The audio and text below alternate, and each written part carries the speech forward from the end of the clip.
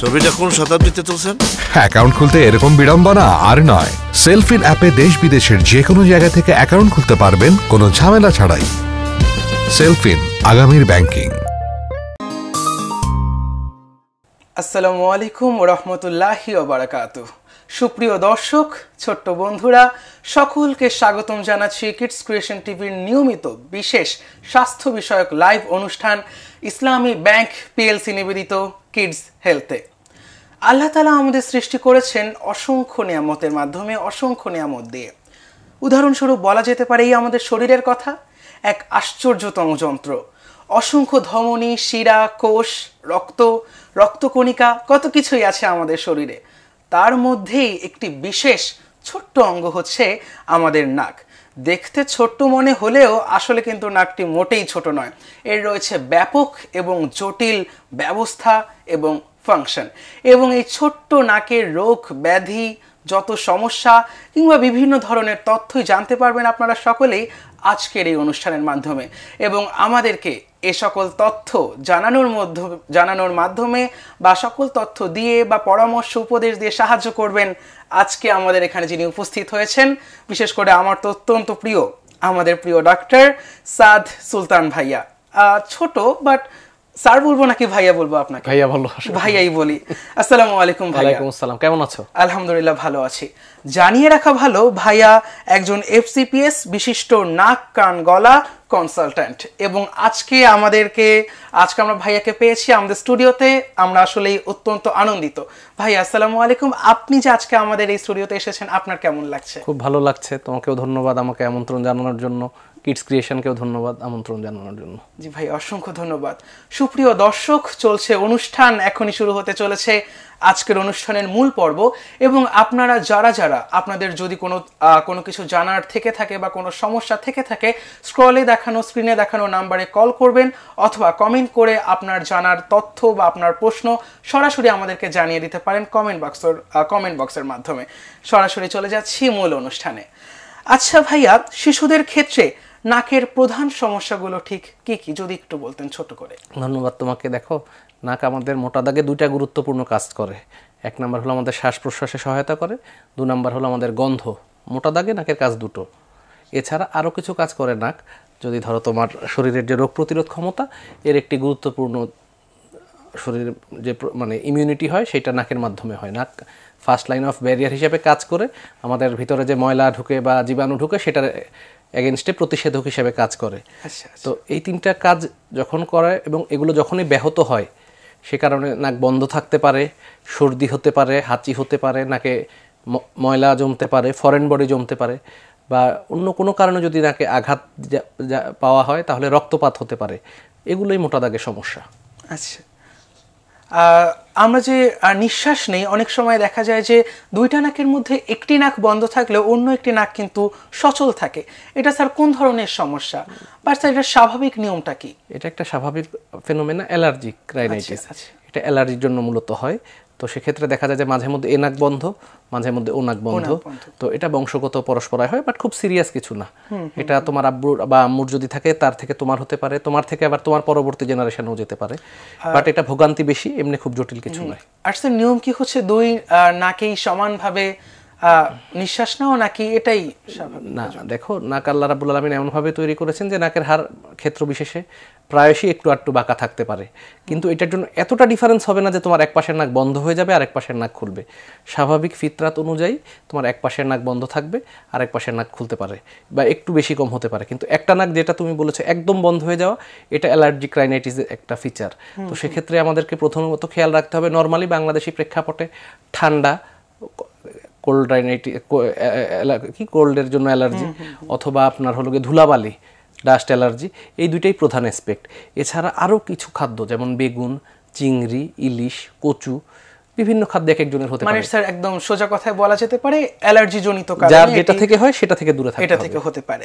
আচ্ছা স্যার, শীতে বা গরমে অনেক সময় দেখা যায় যে আমাদের নাক বন্ধ হয়ে নিঃশ্বাস নিতে কষ্ট হয়, সেক্ষেত্রে আমরা রাতে ঘুমোতেও পারি না। এক্ষেত্রে আমাদের করণীয় কি? দেখো, বাচ্চাদের যাদের 13 বছরের নিচে, তাদের একটা কন্ডিশন থাকে, অ্যাডেনয়েড বলে। অ্যাডেনয়েডটা এক্সক্লুড করা প্রধান দায়িত্ব। যদি তোমার অ্যাডেনয়েড না থেকে থাকে সেক্ষেত্রে অ্যালার্জি হয়। অ্যালার্জি হলে বেসিক ওষুধ যেমন অ্যান্টিহিস্টামিন, মন্টিলুকাস্ট, নাকের স্প্রে ইত্যাদির মাধ্যমে অনেকাংশে সুস্থ থাকা সম্ভব। এক্ষেত্রে 13 বছরের নিচে বাচ্চাদের একটা অন্যতম গুরুত্বপূর্ণ কন্ডিশন যেটা অ্যাডেনয়েড, সেটা হলো কিনা সেটা একটা এক্সরের মাধ্যমে চেক করে নিতে হয়। অ্যাডেনয়েড ব্যতীত অন্য যাই হোক অ্যালার্জিক রাইনাইটিস এত সিরিয়াস কিছু নয়। জি, অসংখ্য ধন্যবাদ।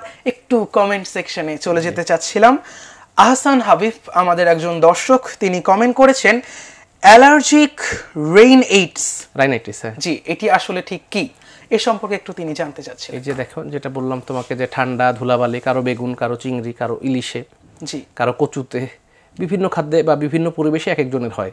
তুমি দেখবে যে বাংলাদেশের নাতিশীতোষ্ণ আবহাওয়ায় অনেকের হয়, বাট সেই আবার যখন ইংল্যান্ডে যায় ঠান্ডায় হয় না, আবার যখন তুমি সৌদিতে যায় কেউ একই ধুলাবালি কিন্তু প্রচণ্ড রোদ থাকায় বা আর্দ্রীয় বাষ্প কম থাকায় তোমার তার অ্যালার্জি হয় না। কিন্তু সেই আবার যখন বাংলাদেশে আসে আমাদের বাতাসে পানির পরিমাণ, জলীয় বাষ্পের পরিমাণ বেশি থাকায় অনেকের দেখা যায় যে অ্যালার্জি হয়। কারো কারো ধুলোবালিতে প্রচুর হয়, দেখবে এমনি হয় না কিন্তু রাস্তার ধুলায় হয়। অনেকের আবার দেখবে রাস্তার ধুলো হয় না কিন্তু কম্বল ঝাড়া দিলে যে ধুলো বের হয় সেটার ক্ষেত্রে হয়। এটাই অ্যালার্জিক রাইনাইটিসের প্রধান বৈশিষ্ট্য, নাক বন্ধ থাকা, সর্দি। আচ্ছা, জি। সাইনোসাইটিস যে একটা রোগ রয়েছে স্যার, এ সম্পর্কে যদি ভাইয়া কিছু একটু বলতেন। সাইনোসাইটিস হলো অ্যালার্জিক রাইনাইটিসেরই আরও তীব্রতম রূপ। আমাদের মস্তিষ্কের ওজন যাতে খুব বেড়ে না যায়, আমরা যে মাথাটা ক্যারি করি আমাদের ভারী লাগে না। আমরা আল্লাহ রাব্বুল আলামিন এমনভাবে তৈরি করছেন যে আমাদের মাথাটা আমরা ক্যারি করি কিন্তু আমরা কোনো আলাদা ওয়েট ফিল করি না। এর মূল কারণ হলো নাকের ভিতরে, মস্তিষ্কের আশেপাশে কয়েকটা বায়ু কুঠুরি রয়েছে, বাতাস, ক্যাভিটি অফ এয়ার, সেইখানে নর্মালি বাতাস থাকার কথা। এই জায়গাগুলোকে সাইনাস বলে, এয়ার সাইনাস, বাতাসের কুঠুরি। কিন্তু কোনো কারণে এখানে যদি ইনফেকশন হয় সেক্ষেত্রে ময়লা বা পানি জমতে পারে, সেক্ষেত্রে যে প্রদাহটা হয় সেটাকেই সাইনোসাইটিস বলা হয়। তীব্র মাথা ব্যথা, ঠান্ডা, সর্দি, হাঁচি, নর্মালি অ্যালার্জিক রাইনাইটিসে যা হয় তারই আরেকটু সুতীব্র সংস্করণ হলো গিয়ে তোমার এই সাইনোসাইটিস। জি, আমরা যেটা দেখি যে অনেক ক্ষেত্রেই, বিশেষ করে আমাদের এলাকায় আমি কয়েকজনকে দেখেছি যে জন্মগতভাবে তাদের ঠোঁটের এই অংশটা কাটা থাকে বা তালুর অংশটা একটু কাটা থাকে। আচ্ছা ভাই, এটা আসলে ঠিক কি ধরনের রোগ বা এক্ষেত্রে একজন মানুষের করণীয় কি হতে পারে? ধন্যবাদ। দেখো, এখানে এটাকে বলা হয় কনজেনিটাল ক্লেফট প্যালেট বা ক্লেফট নোজ। ক্লেফট মানে ফার থাকা, দুই নাকের মাঝখানে, দুই জিহ্বার মাঝখানে বা তালুর মাঝখানেও থাকতে পারে। এটা আসলে আল্লাহ রাব্বুল আলামিন প্রদত্ত কনজেনিটাল, মানে এটা জন্মগত হয়। তো সেক্ষেত্রে এটার প্রধান চিকিৎসা হলো যত তাড়াতাড়ি সম্ভব জন্মর পর এটার অপারেশন করিয়ে ফেলা। এবং আশার দিক হলো বর্তমানে অনেকগুলো এনজিও বা ইসলামিক এনজিও রয়েছে বা অনেকগুলো হেলথ কনসাস গ্রুপ, তারা এগুলো নিয়ে ফ্রি কাজ করছে। জি জি। তো সেক্ষেত্রে জন্মের পর অবশ্যই দেরি না করে নিকটস্থ শিশু সার্জনের কাছে গিয়ে, শিশু এনটি সার্জনের কাছে গিয়ে অবশ্যই কোথায় অপারেশনটা হয় এবং কিভাবে তাড়াতাড়ি করা যায়, কারণ এটার সাথে তার স্পিচ রিলেটেড, তার কনফিডেন্স রিলেটেড, মেয়ে বাবু হলে তার চেহারার সৌন্দর্য রিলেটেড। সুতরাং এটা যত early the treatment the better. অসংখ্য ধন্যবাদ। ফ্যারাঞ্জাইটিস একটা বিশাল রোগের নাম, যেটা আজকাল আমরা সমাজে বা বিভিন্ন জায়গায় বিভিন্ন শিশুদের ক্ষেত্রে, বাচ্চাদের ক্ষেত্রে বা যে কোনো বয়স্ক লোকদের ক্ষেত্রেই দেখতে পারি। এটা আসলে ঠিক কি ধরনের রোগ বা এই ক্ষেত্রে করণীয় কি হতে পারে? ধন্যবাদ তোমাকে। খুব গুরুত্বপূর্ণ একটা কমন অসুখ ফ্যারিঞ্জাইটিস। এটা গলার প্রদাহ, আমাদের গলবিল যেটা বলে, খাদ্যের আগে যে জায়গাটা, সে জায়গা দিয়ে যে খাওয়া যায় সে জায়গায় যদি প্রদাহ হয় সেটা তোমার ফ্যারিঞ্জাইটিস বলা হয়। এটা অত্যন্ত কমন অসুখ, বাট খুব সিরিয়াস কিছু নয়। ঠান্ডা, ধুলা। একটি কল এসেছে, একটু যদি ধরছি। সুপ্রিয় দর্শক, আসসালামু আলাইকুম। আপনার নাম, পরিচয় এবং কোথা থেকে বলছেন একটু তথ্যগুলো আমাদের সাথে শেয়ার করে আপনার জানার একটু বলবেন। অনুষ্ঠানটি খুব ভালো লাগছে। আমি জানতে চাচ্ছিলাম, অনেকে যে ঘুমানোর সময় নাক ডাকে, এই নাক ডাকাতে কোনো অসুখ নাকি? এটা কি কারণে হয়, এটা যদি একটু স্যার বলতেন। জি, আপনাকে অসংখ্য ধন্যবাদ।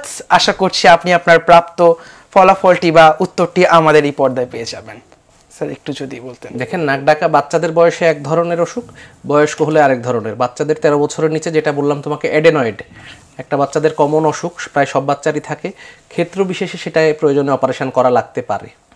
এছাড়া 40 ঊর্ধ্ব বয়সে যাদের শরীরে মেয়েদের পরিমাণ বেশি থাকে, চর্বির পরিমাণ, স্নেহজাতীয় পদার্থের পরিমাণ বেশি থাকে, তারা নাক ডাকতে পারে, সেক্ষেত্রে ওষুধের মাধ্যমে। বাট এটা কিডস ক্রিয়েশনে বাচ্চাদের ক্ষেত্রে 13 বছরের নিচে যদি কেউ নাক ডাকে, অবশ্যই তার ক্ষেত্রে অ্যাডেনয়েড এক্সক্লুড করতে হবে। অ্যাডেনয়েড হওয়ার সম্ভাবনা উজ্জ্বল। জি জি, অসংখ্য ধন্যবাদ। এবার একটু আপনার পরামর্শ আপনার একটু নিয়ে আমি একটু চলে যাচ্ছি সরাসরি আমাদের কমেন্ট বক্সে। মাজিদুর হাসু তিনি প্রশ্ন করেছেন, দর্শক আমার এক ছোট ভাইয়ের নাক বাঁকা হয়ে গিয়েছে, সেক্ষেত্রে করণীয় কি হতে পারে? ধন্যবাদ। ইএনটির একটা কমন কেস, সার্জিক্যাল কেসদের মধ্যে টনসিলের পর সেকেন্ড কমন কেস হলো নাকের হাড় বাঁকা বা ডিএনএস, ডেভিয়েটেড নেজাল সেপ্টাম বলা হয়। আরেকটি কল চলে এসেছে। সুপ্রিয় দর্শক, আসসালামু আলাইকুম। কে বলছিলেন, কোথা থেকে বলছিলেন? ওয়ালাইকুম আসসালাম, আমি কাদের উত্তরা থেকে বলছিলাম। জি বলুন। শোনা যাচ্ছে আমাকে? জি জি শোনা যাচ্ছে। আচ্ছা, আমার হচ্ছে একটু বাইরে আমি মাস্ক ছাড়া গেলে বা রুমের মধ্যে একটু কাপড় ধুলাবালি যুক্ত যদি একটু আমার নাকের সামনে আসে বা আমি পরিবেশে থাকলেও হাতে আসে, জি জি এটা কি সমস্যা থেকে উত্তরণ উপায় কি? জি জি অসংখ্য ধন্যবাদ। আশা করছি আপনি আপনার কাঙ্ক্ষিত উত্তর পেয়ে যাবেন। স্যার ভাইয়া একটু যদি বলেন। দেখো, ওইটা হলো উনি যেটা বলছেন যে ধুলাবালিতে হয় বা বাইরে গেলে হয়, ঠান্ডায় হয়, এটা হলো কমন চিকিৎসা। এটা অ্যালার্জিক রাইনাইটিস, তোমাকে একটু আগে বলেছি। এটার কমন তিনি যেটা করতে পারেন, মাস্ক ব্যবহার করতে পারেন। মাস্ক ব্যবহার করার মাধ্যমে যতটুকু সেফ সাইডে থাকা যায়। এটার মূল চিকিৎসা হলো অ্যাভয়েড করা। ওনার যেহেতু ধুলাবালিতে হয়, ঠান্ডায় হয়, এটা থেকে যতটা দূরে থাকা যায়। এখন উনি যদি ধুলাবালির মধ্যে কাজ করা লাগে, উনি অবশ্যই মাস্ক ব্যবহার করবেন, অ্যান্টিহিস্টামিন, মন্টিলুকাস জাতীয় নিয়মিত সেবন করবেন এবং পরিবেশটা যতটুকু ওনার কন্ট্রোলে রাখা যায়, যতটুকু সম্ভব ধুলাবালি থেকে দূরে থাকা যায়, সেটাই ওনার জন্য ভালো হবে।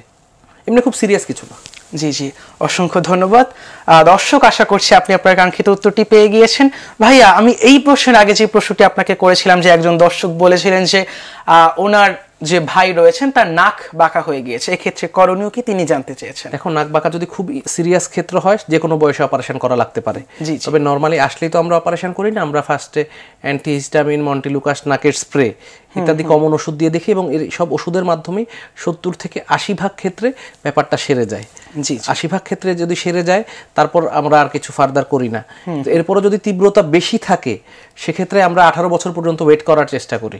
18-র আগে পারতপক্ষে নাকে না দেওয়াই ভালো। কেন? ওই 18 পর্যন্ত তোমার মুখটা গ্রো করে সুন্দর করে, তোমার চেহারা যে সুন্দর, তোমার নাক যে সামঞ্জস্যপূর্ণ, এই হাড্ডিটা গ্রো হয় 18 বছর পর্যন্ত।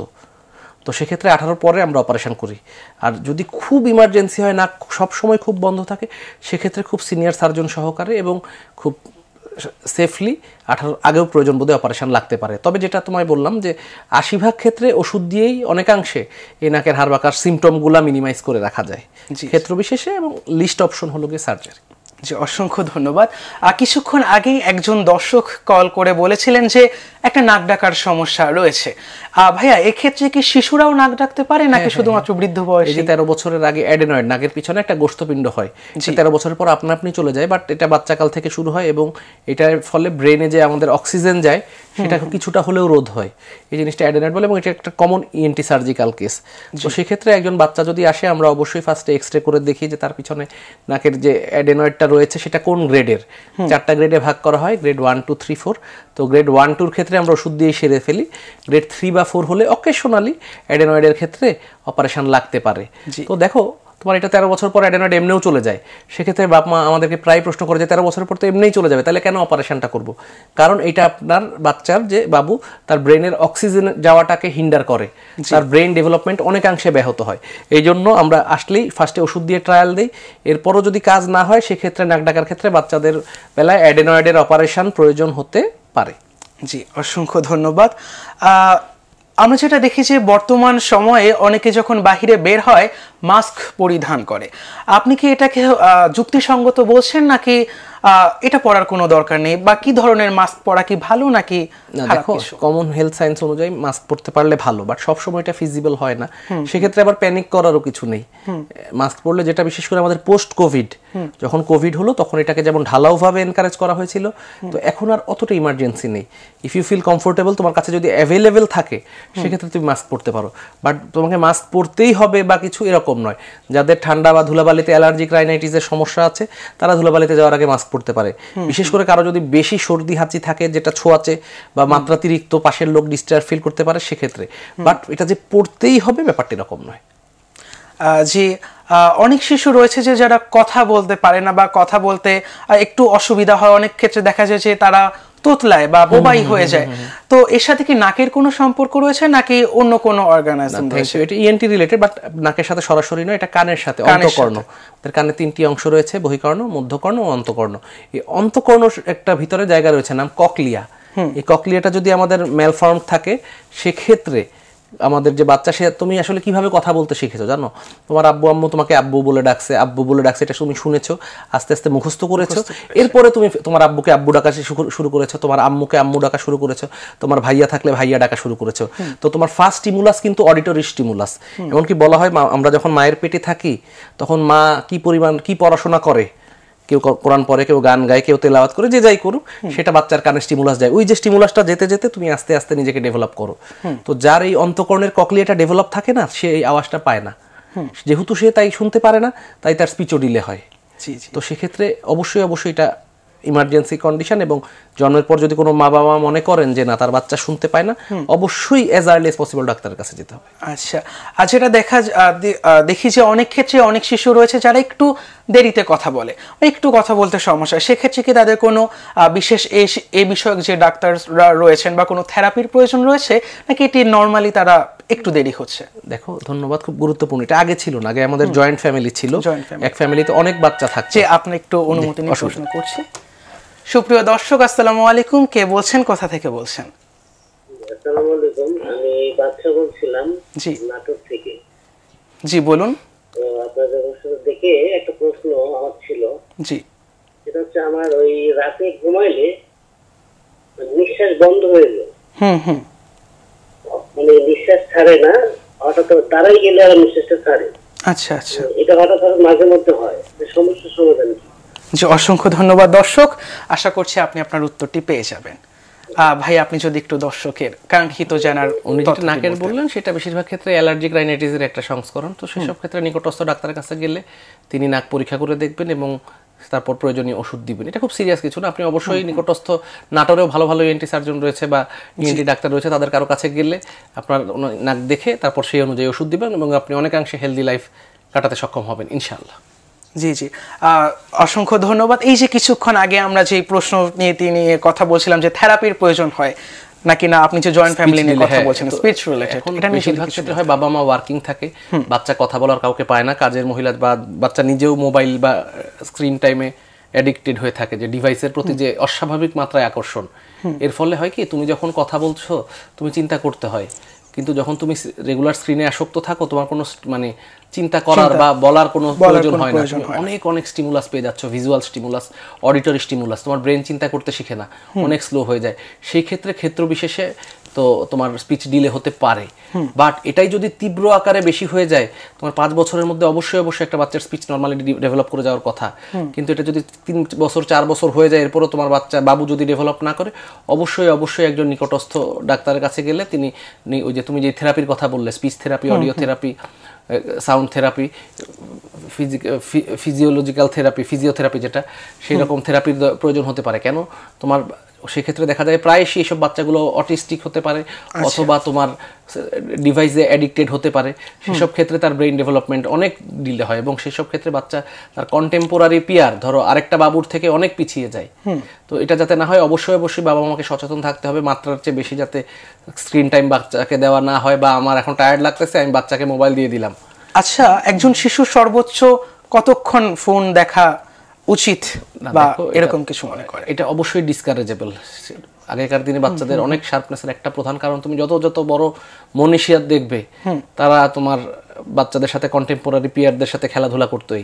সেক্ষেত্রে বাট কন্টেম্পোরারি যুগের চাহিদা অনুসারে একদম তো স্ক্রিন থেকে সম্ভব না, বাট 5 বছরের আগে অবশ্যই কোনোভাবে ডেইলি আধা ঘন্টার বেশি একজন বাচ্চার সর্বোচ্চ আধা ঘন্টার বেশি স্ক্রিন টাইম হওয়া উচিত নয়। জি, অসংখ্য ধন্যবাদ। এবার একটু কমেন্ট সেকশনে চলে যাচ্ছি। কে এম হাসান, তিনি সৌদি আরব প্রবাসী। আসসালামু আলাইকুম, অসংখ্য ধন্যবাদ জানাচ্ছি কমেন্ট করার জন্য। তিনি প্রশ্ন করেছেন যে আসসালামু আলাইকুম, আমি সৌদি আরব প্রবাসী। আপনারা জানেন সৌদি আরব মরুভূমির দেশ, এখানে প্রচুর ধুলাবালি উড়ে আর অনেক বেশি গরম থাকে। এই সব সময় তাই এসি চালু রাখতে হয়। সেক্ষেত্রে আমার অনেক সমস্যা হয়। আর সমস্যাটা হলো, আমার একটু গরম বা ঠান্ডা লাগলেই নাক দিয়ে রক্ত পড়ে আর নিঃশ্বাস নিতে কষ্ট হয়। এই সম্পর্কে এ থেকে বাঁচার উপায় বা এক্ষেত্রে কি করণীয় তিনি জানতে চেয়েছেন। উনি সৌদিতে আছেন। সৌদিতে যেতে তোমাকে একটু আগে বলেছি, বাতাস খুব শুকনা শুকনা এবং বেশ গরম।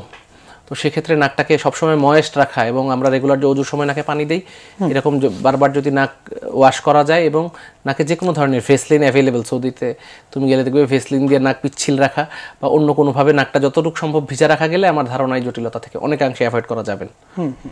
জি, অসংখ্য ধন্যবাদ দর্শক, আশা করছি আপনি আপনার কাঙ্ক্ষিত উত্তরটি পেয়ে গিয়েছেন। আমরা যেটা দেখি যে অনেকে গ্রামে, বিশেষ করে আমি যখন গত বছর গ্রামে গিয়েছিলাম এই জিনিসটা দেখেছি। একজন আমাদের গ্রামের একটি কল চলে এসেছে, অসুবিধা ওয়েলকাম। সুপ্রিয় দর্শক, আসসালামু আলাইকুম, কোথা থেকে বলছিলেন, কে বলছিলেন? হ্যালো, জি শুনতে পাচ্ছি। জি জি, আমি লক্ষ্মীপুর থেকে তামিম বলতেছি। জি বলুন। হচ্ছে সমস্যা, সকালবেলা ঘুম থেকে ওঠার পরে অনেক বেশি হাঁচি হয় আর কি। ঘুম থাকাকালীন সময় এগুলো অনুভব হয় না, তবে ঘুম থেকে ওঠার পরে এই সমস্যাটা হয় আর কি। জি, যদি সমাধান কিভাবে করা যায় যদি একটু বলতেন। জি অসংখ্য ধন্যবাদ, আপনি আপনার উত্তরটি পেয়ে যাবেন কিডস ক্রিয়েশনের পর্দায়। ভাই একটু যদি বলতেন। দেখো, উনি যেটা বললেন অ্যালার্জিক রাইনাইটিস, সেক্ষেত্রে ওনাকে অবশ্যই ঘুমের প্রিরিকুইজিট হিসাবে উনি যেই বিছানায় থাকেন সেটা সম্পূর্ণ সুন্দরভাবে ঝাড়ু দিয়ে ধুলাবালি মুক্ত করার সর্বোচ্চ প্রয়াস পেতে হবে। 2 নাম্বার হলো, এরপরও যদি হয় উনি নিকটস্থ নাক কান গলা রোগ বিশেষজ্ঞের সাথে দেখা করবেন। একদম খুব বেসিক এবং লো পাওয়ারের ওষুধ, অ্যান্টিহিস্টামিন, মন্টিলুকাস, নাকের স্প্রে বা ড্রপ ইত্যাদি দিয়ে উনি অনেকাংশে সুস্থ থাকতে সক্ষমপর হবেন। এটা খুব সিরিয়াস কিছু না। জি অসংখ্য ধন্যবাদ দর্শক, আশা করছি আপনি আপনার কাঙ্ক্ষিত উত্তরটি পেয়ে গিয়েছিলেন। এবার একটু আমি আমার তথ্যটি আপনার কাছ থেকে জানতে চাচ্ছিলাম যে গ্রামের আমার একজন দুঃসম্পর্কের চাচা, তিনি হচ্ছে রাতের বেলা একটি বিশাল বড় একটি গাছের নিচে শুয়েছিলেন এবং তিনি সকালবেলা জানালেন বা মধ্যরাতের দিকে, শেষ রাতের দিকে, ফজরের আগ দিয়ে তিনি চিৎকার করে উঠলেন এবং বললেন যে তার নিঃশ্বাস বন্ধ হয়ে যাচ্ছে, তার দম আটকে যাচ্ছে, এবং তিনি সেটাকে সকল গ্রামবাসীদের সামনে বলেন যে জিন বা ভূতের একটা প্রভাব রয়েছে। এক্ষেত্রে আপনি কি বলছেন যে আসলে বড় কোনো গাছের নিচে রাতে ঘুমালে যে তার যে শ্বাসকষ্ট প্রবলেমটি হয়েছে, এটা আসলে কি জিনগত বা জিন ভূতের কোনো কিছু, নাকি এর কোনো বৈজ্ঞানিক ব্যাখ্যা রয়েছে? এটার একটা বৈজ্ঞানিক ব্যাখ্যা আছে। দেখো, সুপার মিথিক্যাল বিষয় তো আলাদা, এটা বিশ্বাসের বিষয়টা তো তুমি আসলে জিন আছে, এখন এটার জন্য হয়েছে কিনা এটিভাবে চ্যালেঞ্জ করা যাবে না। বাট ক্লস্ট্রোফোবিয়া বলে একটা বদ্ধ জায়গায় অনেকের দম বন্ধ লাগে। গাছের নিচে উনি যখন শুন, সেক্ষেত্রে গাছ থেকে কার্বন ডাইঅক্সাইড ছাড়া হয়, মানে নেয়, অক্সিজেন ছাড়া, রাতের বেলা যে সালোক সংশ্লেষণ হয় না এবং শ্বসন প্রক্রিয়া হয়, সেক্ষেত্রে সে হয়তো বা হঠাৎ অক্সিজেনের পরিমাণ বেশি হলে তার এরকম আটকা লাগতে পারে। আবার এই যে আটকা জায়গায় গাছের নিচে শোয়া, এটা সবার যে খুব ভালো লাগে তা না। ক্লস্ট্রোফোবিয়া, বদ্ধ জায়গার যে ভীতি, সেটাও অনেক ক্ষেত্রে কাজ করতে পারে। তবে এই ক্ষেত্রে রাতের বেলা অবশ্যই বাসায় থাকা ভালো। গাছের নিচে তুমি যাবেন, সকালবেলা থাকুক, বিকালবেলা যান, বাট অবশ্যই না ঘুমানোটা এনকারেজ করা হয়। রাতে তো অনেক সময় দেখা যায় যে গাছরা যেহেতু সালোক সংশ্লেষণ প্রক্রিয়াটা হয় না, সেক্ষেত্রে কার্বন ডাই অক্সাইড ত্যাগ করে, সেক্ষেত্রে কি এই ঘটনাটি ঘটতে পারে? কার্বন ডাই অক্সাইডের মাত্রা তোমার যদি বেশি হয়ে যায়, সেক্ষেত্রে তুমি যেটা বললে আটকা লাগে বা দম বন্ধ লাগতে পারে। জি, অনেক হেলদি হ্যাবিট না, হেলদি হ্যাবিট। সো অনেক ক্ষেত্রে দেখা যায় যে বিভিন্ন শিশুর সর্বক্ষণিক সবসময় সর্দি, কাশি বা হাঁপানি রোগ এই সংক্রান্ত সবকিছু লেগেই থাকে। তো এর কি কোনো মানে ফলাফল রয়েছে বা সলিউশন রয়েছে? কেননা সবসময় যে দেখা যায় একটা অসুস্থতার মধ্যে থাকে, হাসপাতালে যাওয়া আসার মধ্যে থাকে, একদম পার্মানেন্ট কোনো সলিউশন আছে যার ফলে সে একদম সুস্থ হয়ে যাবে? ধন্যবাদ, তোমাকে একটা ইম্পর্টেন্ট প্রশ্ন করেছো। দেখো, যাদের অ্যালার্জিক বংশবাহিত, রক্তবাহিত, তোমার আব্বু আম্মুর ছিল, তোমার হয়েছে, তোমার থেকে তোমার পরবর্তী জেনারেশনে যাবে, এটা পুরোপুরি কন্ট্রোল করা আসলে সম্ভব না, আল্লাহ রাব্বুল আলামিনের হাতে। বাট তুমি তোমার লাইফস্টাইল মডিফিকেশনের মাধ্যমে, ধুলাবালি থেকে অ্যাভয়েড করার মাধ্যমে, কিছু বেসিক ড্রাগস গ্রহণের মাধ্যমে, তুমি পুষ্টিকর খাদ্য খেয়ে, ফলমূল তথা মানে পর্যাপ্ত পুষ্টি সমৃদ্ধ খাওয়া খেলে, তোমার যদি ফিজিক্যাল এক্সারসাইজ, বর্তমানে বাচ্চাদের যেটা আরেকটা মৌলিক সমস্যা হচ্ছে, তারা ফ্ল্যাটে থাকে, তাদের ব্যায়াম হয় না বা খুব পরিমাণে ফিজিক্যাল অ্যাক্টিভিটি না হয়, তাদের রোগ প্রতিরোধ ক্ষমতাও কম থাকে, সেক্ষেত্রে তাদের ঘন ঘন ওষুধ লাগে। হ্যাঁ, সেক্ষেত্রে প্রয়োজন হলে আমরা অবশ্যই ওষুধ দেব, বাট অ্যাজ আ হোল বাচ্চার ফিজিক্যাল অ্যাক্টিভিটি বাড়ানো, তার পুষ্টিকর খাদ্য খাওয়া সুনিশ্চিত করা ইত্যাদি অ্যাক্টিভিটির মাধ্যমে রোগ পুরোপুরি নির্মূল করা না গেলেও রোগের তীব্রতা অনেকাংশেই কমানো সম্ভব। আমরা যে দেখি যে বর্তমান সময় যদি আমরা ঢাকা শহরের বিশেষ করে পরিবেশের কথা বলি, সেক্ষেত্রে দেখি যে ঢাকা শহরে যে ধুলা বালি বা বিভিন্ন যে কালো ধোঁয়ার যে পরিমাণটা রয়েছে, সেটা কিন্তু একজন মানুষের ফুসফুসের ক্যান্সার হওয়ার জন্য একদম যথেষ্ট উপযুক্ত বলেই আমি মনে করি। সেক্ষেত্রে আমাদের করণীয় কি হতে পারে যদি আপনি একটু বলতেন? ধন্যবাদ তোমাকে। এটা তো পুরোটা আসলে আমাদের হাতে নেই, তোমার পরিবেশ বাংলাদেশ হলো গিয়ে দিল্লির পর বা দুই একটা রাজধানীর পর পৃথিবীর বসবাস অযোগ্য শহরের মধ্যে একদম টপ মোস্টে আছে। তো সেটা ব্যাপারে আসলে তো পুরোপুরি কন্ট্রোল করা সম্ভব নয়, বাট যতটুকু পারা যায় সমাজ সচেতনতাই নিয়ে, তুমি যারা সাংবাদিক, তোমার মতো যারা এই কিডস ক্রিয়েশনের যারা জার্নালিস্ট রয়েছেন, তারা অবশ্যই বাচ্চাদেরকে নিয়ে অ্যাওয়ারনেস তৈরি করতে পারে। জি, তো এটা একটা ইম্পর্টেন্ট স্টেপ। প্লাস আমাদের আশেপাশে আমরা বড় বড় বিষয় নিয়ে ডিল করি, ঠিক আছে, কিন্তু নিজেদেরও যেইটুকু দায়িত্ব রয়েছে, গাছ লাগানো, গাছ মেনটেন করা, পরিবেশ দূষণ যতটা সম্ভব কমানো, ময়লা যত্রতত্র না ফেলা, এরকম বেসিক স্টেপগুলোর মাধ্যমে অনেকাংশেই কিন্তু পরিবেশ দূষণটা নিয়ন্ত্রণে রাখা আমাদের হাতেও রয়েছে। আমরা অনেক সময় বড় বড় প্ল্যান করে নিজের যে ব্যক্তিগত কাজটা, আমি রাস্তায় ফেলে যাই ময়লাটা, বা আমি একটা পানের পিক বা একটা মুখের থুতু একটা জায়গায় করে, আমরা একটা ওয়াটার বডিতে যেখানে পানি সেখানে প্লাস্টিক ফেলে যাই। তো সেক্ষেত্রে সরকারও চেষ্টা করতেছে, আগের চেয়ে ধরো পলিথিন নিষিদ্ধ হয়েছে বা বায়োডিগ্রেডেবল যেসব জিনিস পচনশীল সেগুলোর ব্যবহার এনকারেজ করা হচ্ছে। বাট তুমি ব্যক্তিগত পর্যায়ে যতটা সচেতন হব, ততই সরকার সচেতন হবে, ততই সামগ্রিকভাবে, মানে হচ্ছে সর্বোপরি একজন মানুষ কতটা ব্যক্তিগতভাবে সচেতন হতে পারে, অর্থাৎ যে কালো যে গাড়ির ধোঁয়া রয়েছে, অর্থাৎ অধিকাংশ গাড়ি ব্যবহার না করা, অধিক গাড়ি ব্যবহার না করা, বা নিজের গাড়িকে যথাস্থানে রাখা, বা অধিক ব্যবহার না করা, যেখানে সেখানে ময়লা আবর্জনা না ফেলা, এ ধরনের। আমরা যেটা দেখি যে আপনি যেটা বললেন যে বর্তমান ক্ষেত্রে যখন আমরা বাহিরে বের হই, সেক্ষেত্রে আমাদের মাস্কটা একটু পরিধান করা উচিত, যেহেতু দেশের বিশেষ করে ঢাকা শহরের পরিবেশ একেবারেই সেরকম ভালো না। সেক্ষেত্রে আবার অনেকের দেখা যায় যে মাস্ক পরলে তারা শ্বাসকষ্ট নিতে পারে, মানে শ্বাসকষ্টের একটা সমস্যা হয়, তবে একই সাথে তার ধুলাবালি সংক্রান্ত অ্যালার্জির রোগ রয়েছে, সেক্ষেত্রে তাদের কি করণীয় হতে পারে? এটা আসলে ব্যালেন্সের কোনো উপায় নেই। তোমার যেটুকুতে কমফোর্ট ফিল করো তুমি ততটুকুই মাস্ক পরবে। জি, বাট তীব্র ধুলা যদি যেখানে বা তীব্র দূষণ যেখানে, সেখানে গেলে অবশ্যই কিছুক্ষণের জন্য হলেও মাস্ক পরা বেটার। বাট কারো যদি শ্বাসকষ্ট থাকে, সে এটা কখনোই প্রেফারেবল না যে তিনি সারাক্ষণই মাস্ক পরে থাকবেন। ওনার যতক্ষণ কষ্ট হবে উনি ততক্ষণ মাস্ক পরবেন, সারাক্ষণই যে পরে থাকবেন ব্যাপারটা এরকম নয়। আমাদের যে শ্বাসকষ্টটা হয়ে থাকে, এটা ঠিক কোন ধরনের কারণে বা কি ধরনের কারণে বা কোন অনিয়মের কারণে এই ধরনের রোগটা হয়ে থাকে? বাচ্চাদের বেলায় যেটা দেখা যায়, নরমালি ধুলাবালিতে অ্যালার্জি, অথবা যারা মাত্রাতিরিক্ত ঠান্ডা লাগায়, হয় পানি খায় অথবা পানি গায়ে মাখে অথবা ঠান্ডার মধ্যে খেলাধুলা বেশি করে, তাদের ক্ষেত্রে। আর বয়স্কদের ক্ষেত্রে এক্ষেত্রে স্মোকিং একটা ইম্পর্টেন্ট হিস্ট্রি, যারা বিশেষ করে স্মোকার, তাদের সেক্ষেত্রে শ্বাসকষ্ট হবার চান্স থাকে। বাচ্চাদের ক্ষেত্রে নিজেরা না স্মোক করলে তাদের বাবা মা বা সাথে বড় ভাই বা কেউ যদি সারাক্ষণ প্যাসিভ স্মোকিং বলা হয়, ধরো তোমার আব্বু স্মোক করে তুমি সাথে থাকো, বা তোমার বড় ভাইয়া স্মোক করে তুমি থাকো বা আমি থাকি, সেসব ক্ষেত্রে অবশ্যই শ্বাসকষ্টের পরিমাণ বেড়ে যায়। সেক্ষেত্রে ধুলাবালি যতটুকু অ্যাভয়েড করা যায়, বা ডাস্ট অ্যালার্জি যতটুকু পরিষ্কার পরিচয়, মানে এই না যে তুমি আবার কোনো এক্সেস লোড নিবে যে এটা করতে হবে ওটা করতে হবে, বাট যতটুকু সচেতনভাবে দূরে থাকা যায় ততটুকু যদি আমরা সচেতনভাবে দূরে থাকি, সেক্ষেত্রেও এটার প্রকোপ অনেকাংশে কমায় রাখা সম্ভব। অসংখ্য ধন্যবাদ। আসলে সত্যি বলতে আমাদের দেশের বর্তমানে অধিকাংশ মানুষই শিক্ষিত হলেও অন্ধ বা পড়তে পারে না। এই যে সিগারেট বা এই ধরনের যে জিনিসগুলো রয়েছে, এই দ্রব্যগুলো, এগুলোর প্যাকেটেই লেখা থাকে যে ধূমপান মৃত্যুর কারণ বা এর কারণে ক্যান্সার হয়। এই লেখাটা থাকা সত্ত্বেও তারা অনেক হাজার হাজার টাকা খরচ করে প্রতিদিন নিজ এবং আশেপাশের মানুষদের ক্ষতির কারণ হয়ে দাঁড়াচ্ছে। আসলে সত্যি বলতে কিছুই বলার নেই। এবারে আমরা আবার একটু নাক বিষয়ে চলে আসছি। অনেক সময় আমরা খাবারের ঘ্রাণ পাই না। আচ্ছা, তার আগে আমার একটা প্রশ্ন হচ্ছে যে আমরা ঘ্রাণটা পাই, এই ঘ্রাণটা কেন পাই? মানে ঘ্রাণটা ঠিক কি কারণে আমরা পাচ্ছি, বা আমরা কিভাবে বুঝতে পারছি যে এই ঘ্রাণটা ভালো বা এই ঘ্রাণটা একটু মন্দ, বা এটা একটা সুগন্ধ, এটা একটা দুর্গন্ধ, এটা আমরা কিভাবে পাচ্ছি? ধন্যবাদ তোমাকে। ঘ্রাণ আল্লাহ রাব্বুল আলামিন এমনভাবে আমাদের নাক তৈরি করে দিয়েছেন, নাকের মধ্যে মিউকোজা রয়েছে, পাতলা একটা ঝিল্লি চামড়া রয়েছে যেটাকে বলা হয় অলফ্যাক্টরি মিউকোজা। এটার মাধ্যমে আমরা গন্ধ পাই, এবং এটা খুব গুরুত্বপূর্ণ এই সেন্সে যে তুমি যদি গন্ধ না পেতে, এটা একটা ছোট বাচ্চার ক্ষেত্রে বিশেষ করে, সে পেশাব করেছে না পায়খানা করেছে না পাশে খাওয়া আছে, এই যে ডিফারেন্সটা তার যতদিন না ভিজুয়াল স্টিমুলাস হয় সে ততক্ষণ গন্ধ থেকে পেতে পারে। তুমি ধরো তুমি পচা খাওয়া দিলে, আমি তোমাকে একটা ছোট বাবুকে খেতে দিলাম, সে গন্ধ থেকে এটা অ্যাসেস করে ফেলে যে এটা খাওয়ার যোগ্য না খাওয়ার অনুপযোগী। তো সেক্ষেত্রে মোটা দাগে খাওয়ার গন্ধ যে পাই আমরা, সেটা একটা খুব গুরুত্বপূর্ণ ফাংশন।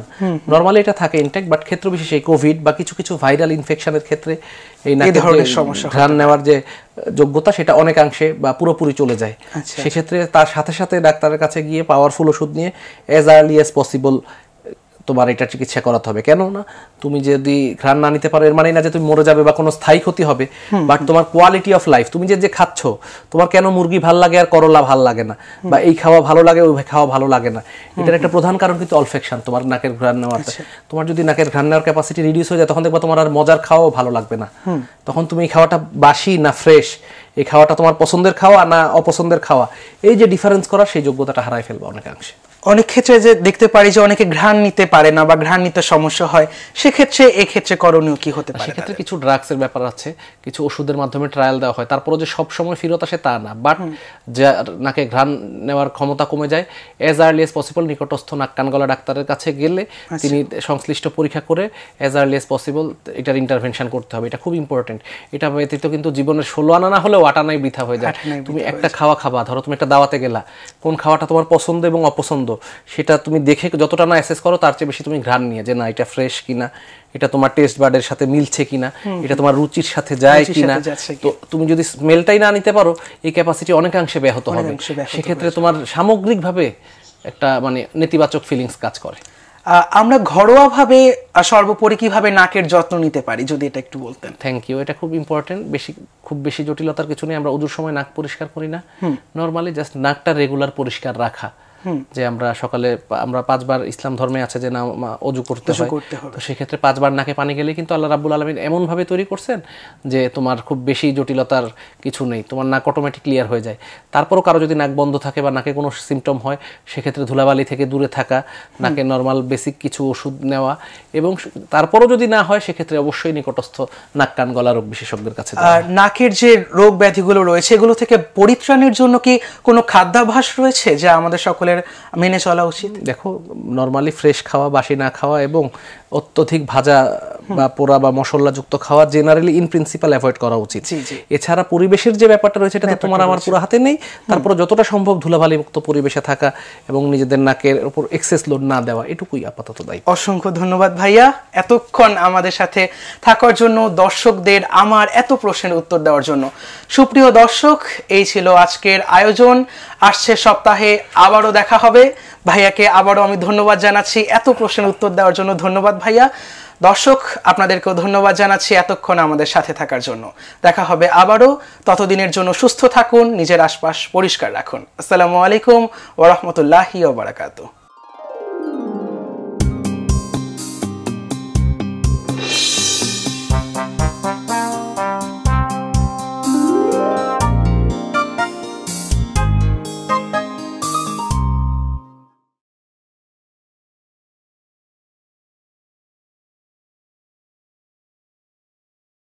কিরে, বিলের কাগজ দে।